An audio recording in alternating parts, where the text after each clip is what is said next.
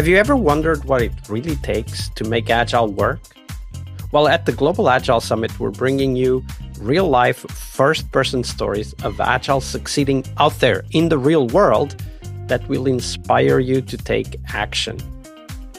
Whether you're a leader, a product innovator, a developer, you'll hear practical insights from those who've done it. They'll be telling their own stories from the stage. I'll tell you more about this at the end of this episode, so stay back and listen to the full detailed description of what we have in store for you at the Global Agile Summit. But if you can't wait, you can go right now to globalagilesummit.com and check out our full schedule.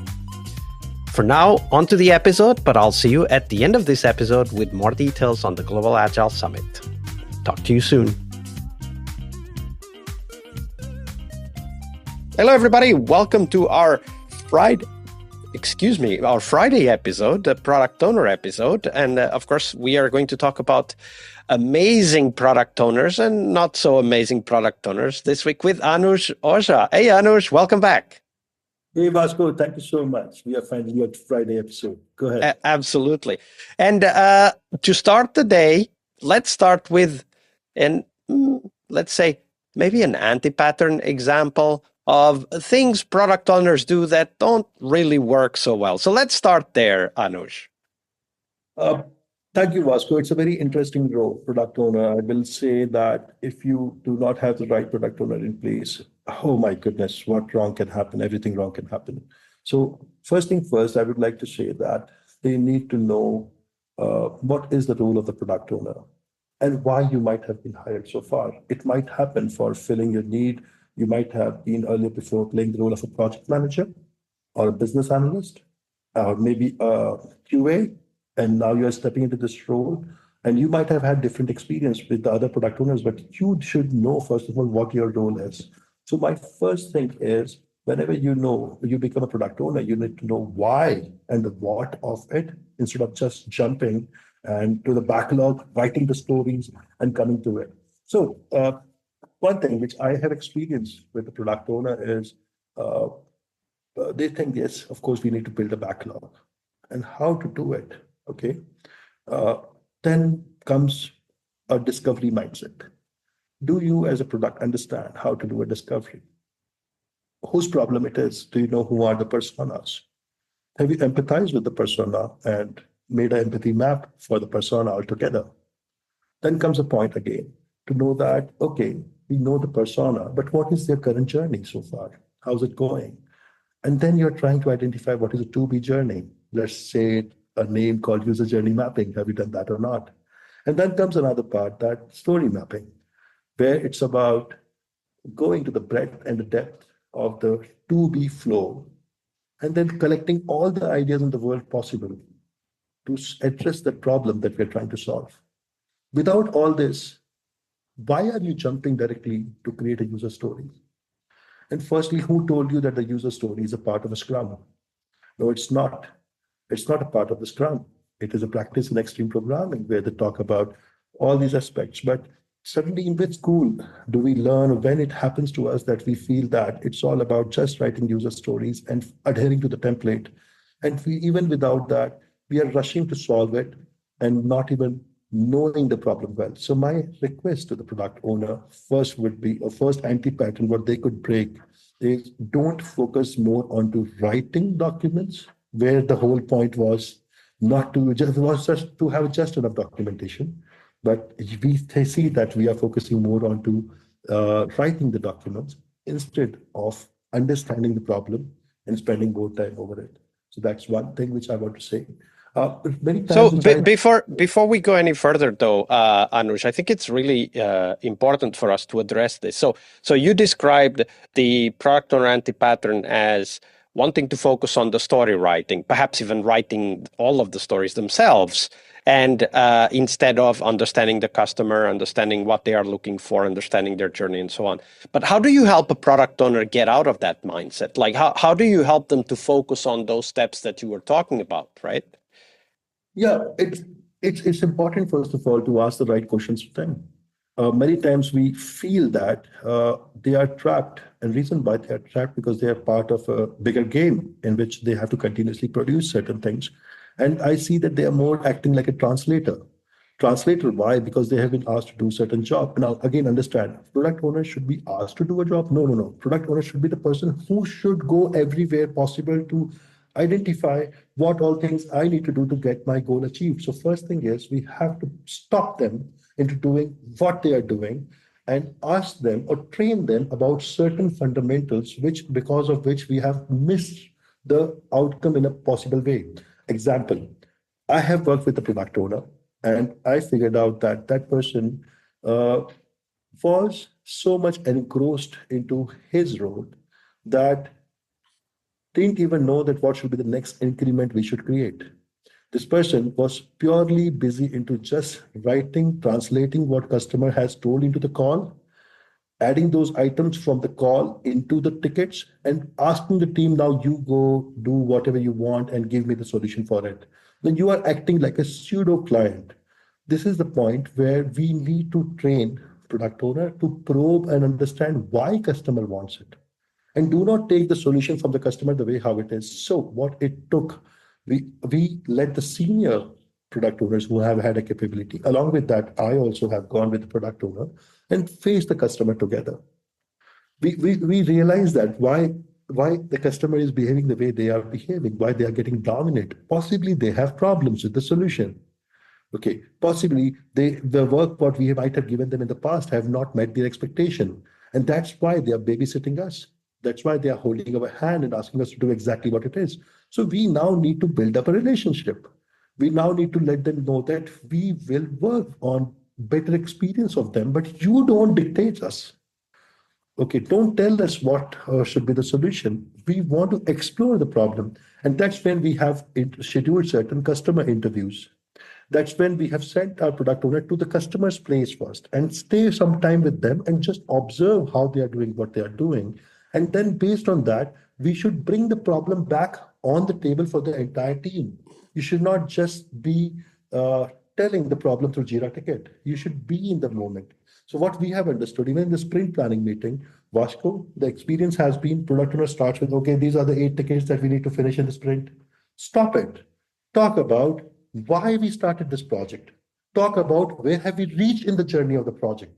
Talk about what we will achieve at the end of the sprint will help us into taking the next 3 steps. Okay.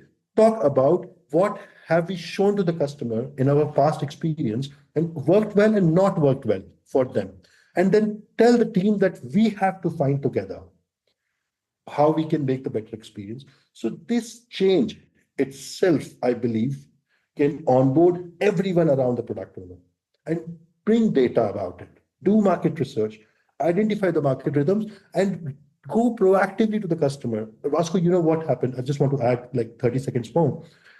Every requirement at one of the clients that we are working with, first thing what we did, we asked the product owner to put 3 indicators in front of all the requirement. Indicator 1, reactive, then responsive, and then proactive. What has been the source of the requirement? 70% of the requirements were reactive. Okay. Proactive, just 5%. Okay. And remaining were just responsive, just handling around and things. And that was when we realized that, hey, we don't have the steering in the hand.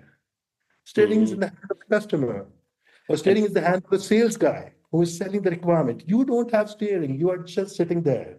So that's what I want to say. Yeah, and that's very important what you just referred to, right? We need to help the POs understand that they need to get the steering. It's not necessarily offered to them either, right? Like they need to show that they can be trusted. They need to take initiative. And great POs do. And that's what we're going to talk about next, Anuj. Great POs. So share with us potentially the best product owner you've ever worked with. How did they work? The best product owner that I worked with have included everybody possible who are directly, indirectly affecting the product, come together in the same room and talk.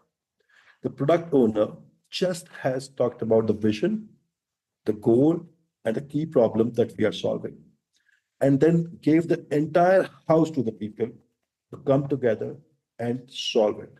Product owner was mindful to talk about the first MVP, of course, MVPs first, and the other future releases, but let the team come in together and identify how are we going to address it. This person has made a point very clear that I am not going to go into the solution space. I will stay in the problem space, and I will. You can ask me question when I am in the problem space, but I will ask you question when you are in the solution space. But you are the owner of the solution space, and I'm the owner of the problem space. And even I feel that at times I may miss the problem. Do you help me out? So that person that I know has been the darling of all the stakeholders. Had a great relationship with the analytics team to fetch the right data. Was having, I will say, absolute pain who've been following up the customers and knowing that how are they doing, what they are doing, how's their experience so far. And the customers, I don't know how, but they used to end up loving him because that's the way how he has brought that kind of synergy. So it's about building relationship. It's also not about digressing. So many times it happens so that so many requirements comes Vasco and we end up building a Frankenstein. And we have experienced that in that person, which we were coaching, that this guy was always trying to keep things aside. You know, Eisenhower's metrics also, where you need to know what's urgent and important and what's not that urgent and important, what to do. To the T, this person was following it. And in the end, was very careful that we all may be wrong. And in the strategy, ensure to fail faster continuously. So it's the customers were also working like a trusted partners and vice versa. It was not more like a transactional relationship. When you move on from a transactional relationship towards trusting partner relationship, I believe Vasco, the game changes the very moment it happens. That's a very good point. Also because, of course, software is developed by people and delivered to people in the end, right? Like software is a tool. And I think that's very important to realize that in the end, we're not delivering software, we're delivering something that the customer wants through software. Software is the tool. It's not the goal. The goal is something else, like reduce costs, increase customer acquisition, lower bugs, whatever the outcome is. So that's a really good point. Anuj, this is a great story. And of course, we're getting close to the end. But before we go, Anuj, share with us, where can people find out more about you and the work that you're doing? Vasco, I'm a co-founder of a consulting firm called benzene.com, and we pronounce it wrong. It is called BENZNE because the domain name with the right spelling was too expensive for a bootstrap like ours to start. So please, I request everyone that there are a lot of blogs that we have on our website, great learning material, and we are open to share more with the community. In our truest sense, we believe in driving I will say turnkey transformation. And why I say the word framework agnostic, because I do not want with my team ending up, again, as I used the word earlier, lipstick on the face of the organization. It should be meaningful engagement and helping them to grow. So we are benzene.com. We are a team of consultants, and we look forward to make a mark into this world with our small firm. And if we could make some relevant change, we'll be very helpful. So this is me, and that's it. Absolutely. And we'll put the link to benzene.com in the show notes so that people can easily find it. And why not get in touch with Anuj? His LinkedIn profile is also in the show notes. So why not ask a few follow-up questions, strike up a conversation. Anuj, it's been a pleasure. Thank you very much for your generosity with your time and your knowledge. Thank you so much, Vasco, for having me here, and we look forward to talk more. Thanks again. Hey friend, thank you for staying. Here is all you need to know about the Global Agile Summit. If you've ever suffered or know people who are suffering from agile fatigue, this event is for you. Agile fatigue is that feeling that settles in when we can't really see a light at the end of the tunnel. We get discouraged, especially when conversations revolve around the same old frameworks, the same old buzzwords and theories. We don't feel that energy anymore. Well, the Global Agile Summit is a different kind of event. We're bringing you real-life first-person stories of Agile succeeding out there in the real world that will inspire you to take action and transform the way you work.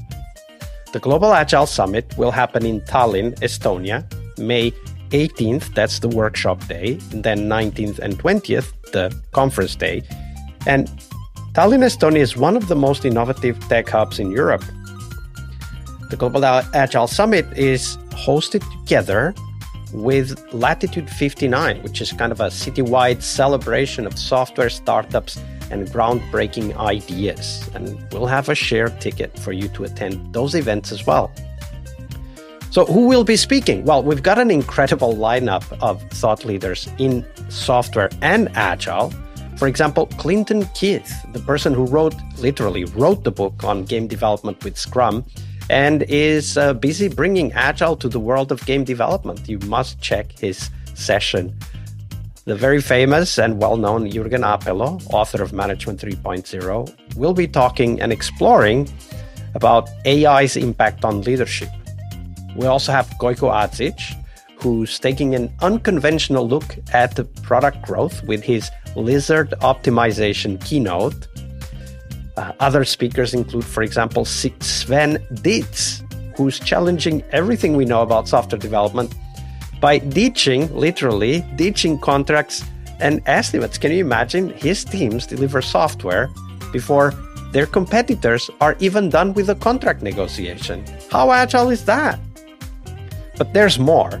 We'll cover engineering practices in our developer track with talks on, for example, AI-assisted test-driven development, developing products in minutes with a different approach to how we develop, configure, deploy platforms, and much more. We also have a product track where we cover cutting-edge ideas around product discovery, delighting customers with product delight frameworks. We'll have a talk about that. And we also have an agile business track where we will talk about, for example, open strategy, a very agile approach to managing organizations and delivering software faster to clients, faster than you can even write a contract, literally. I mean, I already told you about Sven Dietz's story. It's amazing. It definitely is a must-see. I'm sure you'll be inspired and get a lot of ideas for your own software projects and software delivery. Now, whether you're a business leader, a product innovator, or a developer, you'll definitely find value in our 3 focused tracks. That's Agile Business for those working with businesses and organizations, Agile Product for product managers, product owners, and innovators, and Agile Developer for the builders making Agile work in practice, the coders, the testers, the designers, the producers, the Scrum Masters, you name it. If you join, you will meet over 200 Agile professionals from all over the world. People who, just like you, want to grow, want to share, and want to learn by challenging the ideas that don't work anymore. At the Global Agile Summit, you'll get new connections, fresh ideas, and the energy to take your own Agile to the next level. And who knows, maybe even find your next career opportunity. So don't miss out. Check out the full program and grab your ticket now at globalagilesummit.com. I'm really looking forward to seeing you all in Tallinn, Estonia in May. I'll see you there.